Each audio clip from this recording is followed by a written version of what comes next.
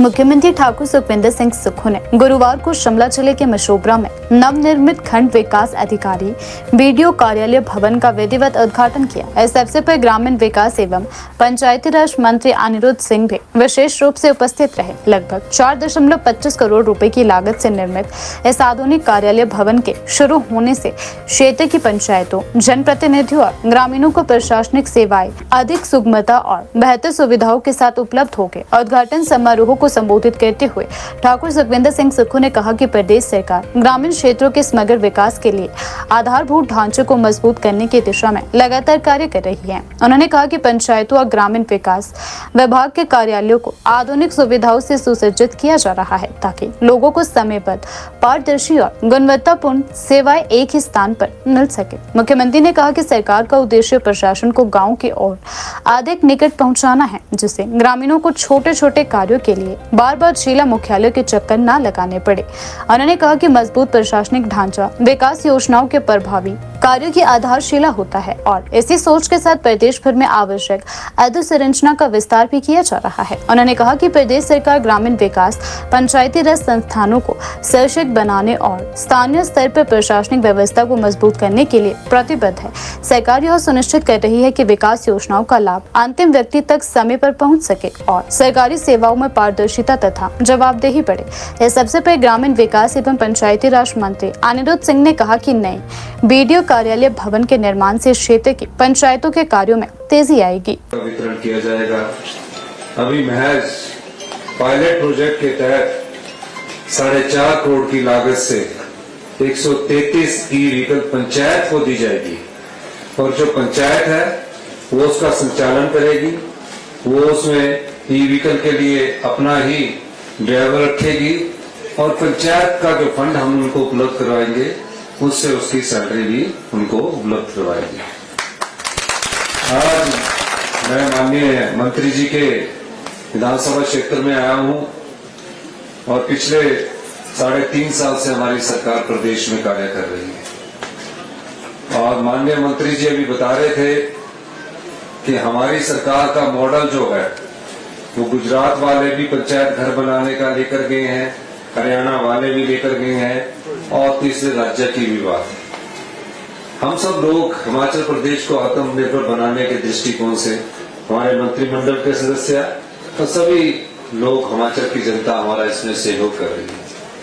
लेकिन दुख इस बात का होता है कि जो सरकारें बनती है और जो सरकारें पहले सत्ता में रहती है वो सत्ता में रहते हुए महज ये सोचकर काम करे कि हमें तो सिर्फ 5 साल के लिए चुनकर भेजा है, हमारा दायित्व सिर्फ आराम करना है, जनता के पैसे को लुटाना है और जनता की भलाई के योजनाओं को स्वरूप बनाने के लिए ज्यादा ध्यान नहीं देते। पिछली भारतीय जनता पार्टी की सरकार की मैं बात करना चाहूँ।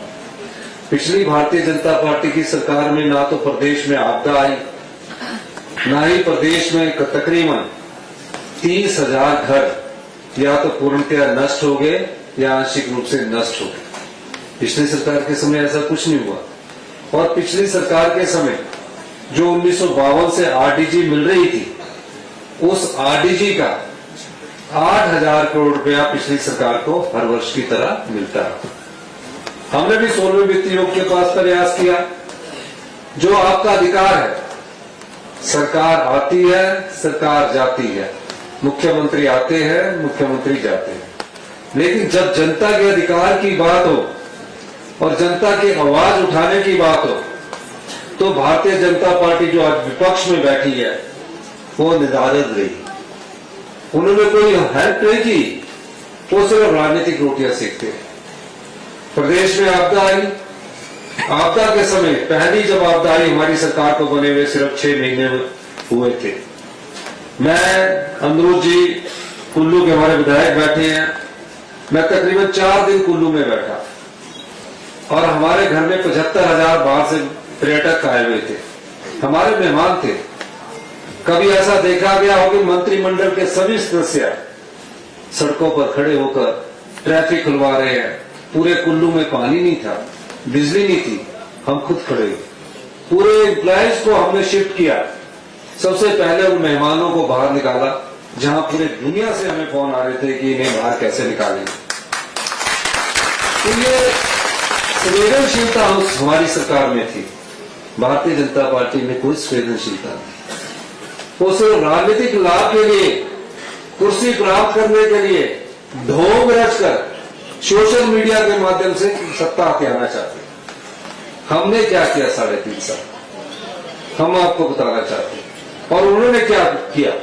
आपकी संपदा को लुटाया है, ऐसी संपदा जो आपके काम आनी थी। 75 लाख की जनसंख्या की जो जहां रहता है, जिस प्रदेश में रहता है, उसकी पूरी संपदा होती है। हम संपदा के संरक्षक होते हैं। 5000 बीघा भारतीय जनता पार्टी की सरकार ने 2017 से 22 के बीच में कस्टमाइज पैकेज के नाम पर बिना किसी रजिस्ट्री के, मतलब रजिस्ट्रेशन फीस भी नहीं ली जो आपकी खजाने में जानी थी, बिना रजिस्ट्रेशन के 1 करोड़ रुपए की लीज पर देती लाइफ लोग। 5000 बीघा। और क्या कहा कि उद्योगों को लगाना है। ऐसे उद्योग जहां हिमाचल प्रदेश के लोग काम ही नहीं करते। हमने तहकीकात की, हमने देखा कि 5000 बीघा, अगर मैंने प्लॉट खरीदना, फ्लैट खरीदना 4 विश्वे का, तो मुझसे रजिस्ट्रेशन फीस 8% लगेगी। अर्जुन में अलग लेगा, 2% और लगेंगे। मुझसे 5000 बीघा 1 करोड़ में सिर्फ नाम मात्र के लिए दे दी। और क्या किया? कहा कि यहां पैकेज लगना, उनसे के साथ समझौता किया। हमें कहते हैं इंक्वायरी करो, एग्रीमेंट कर लिया इन्होंने और कहा कि 3 रुपए पर यूनिट बिजली देंगे। आपको 3 रुपए नहीं पड़ रही है। और कहा कि आपको सड़क बनाकर हम देंगे। हमने कहा कि ये बहुत बड़ा अन्याय है। मैंने उस कस्टमाइज पैकेज से जो बिजली का है उस रेट को हमने वापस ले लिया। और एक मेडिकल डिवाइस पार्क बन रहा था, मैंने कहा हम प्रदेश की संपदा को लूटने नहीं देंगे। 3.5 साल हमारी सरकार को होगी। आप नहीं जानते हैं, मैं भी नहीं जानता था, मैं भी कभी मंत्री नहीं था। मुख्यमंत्री बनने के बाद मैंने देखा कि किस तरह जनता का पैसा होता है। ये जो खजाने में पैसा आता है, इसमें से अनाथ बच्चों के लिए योजनाएं चलती है, आपके लिए योजनाएं चलती है, सड़कें बनती है, वीडियो ऑफिस बनता है। अगर उसको लुटा दिया जाए और बिना किसी सोच के लुटा दिया जाए, तो जो सरकार में बैठने वाले मंत्रिमंडल और मुख्यमंत्री होते हैं उन्हें दुख हुआ। क्योंकि हमें दुख हुआ, ये क्या किया भारतीय जनता पार्टी की सरकार ने।